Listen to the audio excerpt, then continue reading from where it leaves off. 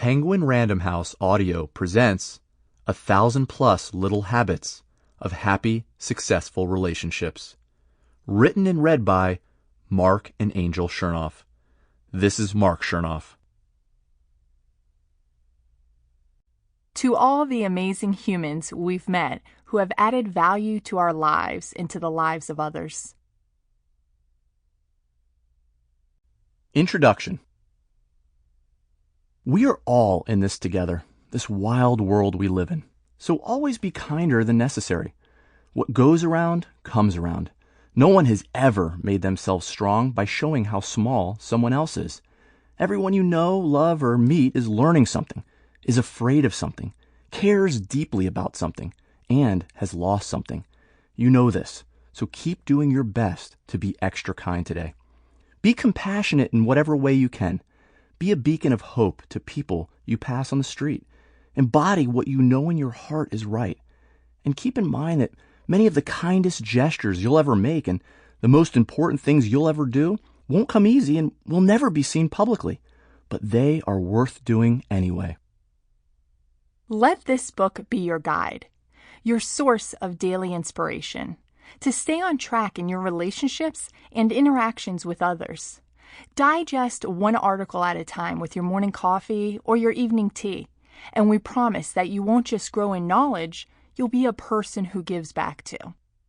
This book will inspire you to use what you're learning and what you know to make a difference, to be a blessing, to be a friend, to encourage someone, to take time to care, to let your words heal and not wound. You have the power to improve someone else's day, perhaps even their whole life, simply by giving them your sincere presence, compassion, and kindness today.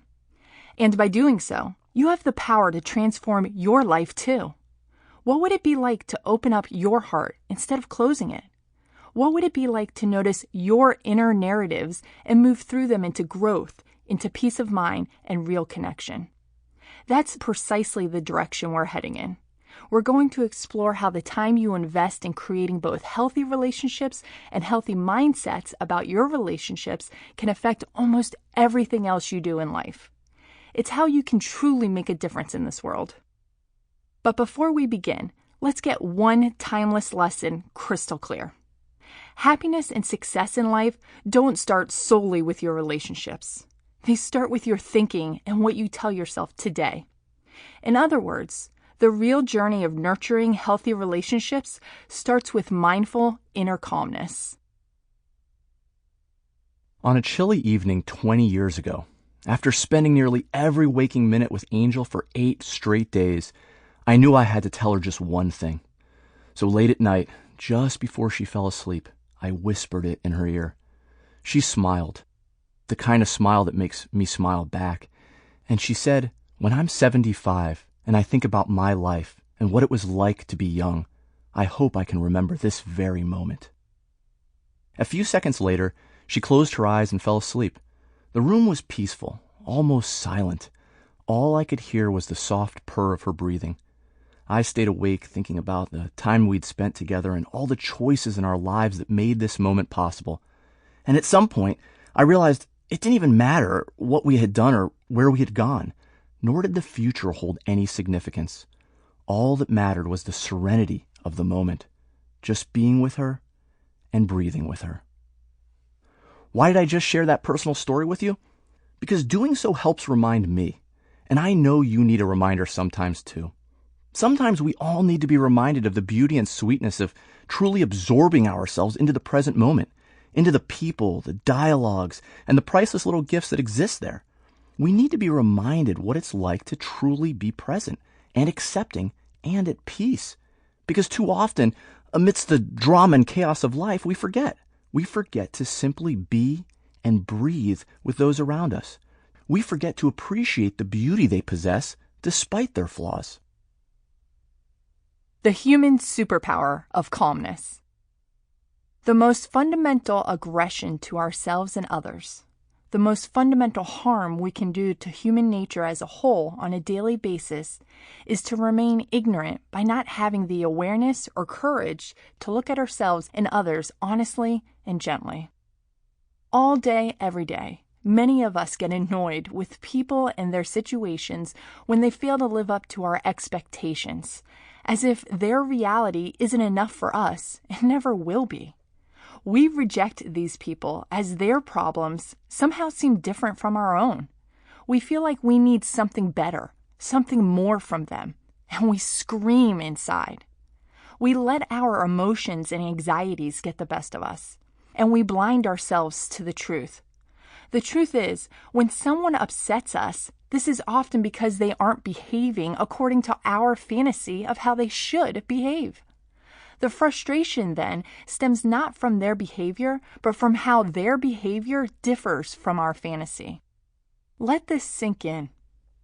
And let's not get carried away going forward. Calmness is a human superpower. Regardless of the situation, the ultimate measure of our wisdom and strength is how calm we are when facing the situation.